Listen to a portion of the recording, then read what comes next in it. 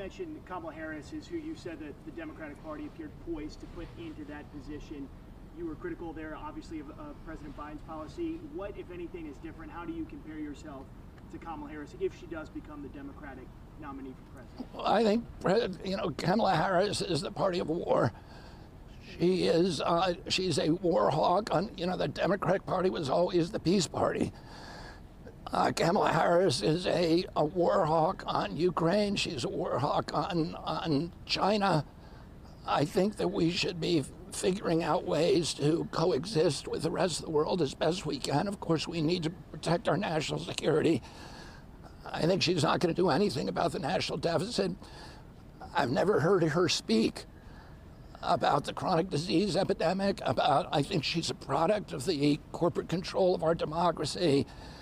And she's one of the authors of, in terms of civil rights, she has one of the worst civil rights record of any public official. She's the author of one of the primary authors of the school to prison pipeline. She kept 5,000 people, despite a Supreme Court order that she released 5,000 prisoners of nonviolent drug crimes who were illegally in California jails. She kept them in there saying that we needed them for firefighting and for other public work services.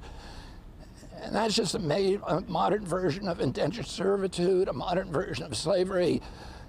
She was one of the two leading public officials in California, which now has the worst education system, 49th in education outcomes in the country. 50% of the homeless people in our country are in California, and she was behind those policies. I don't think she has a good, I don't think, in terms of the traditional democratic principles, I don't think she has a credible record.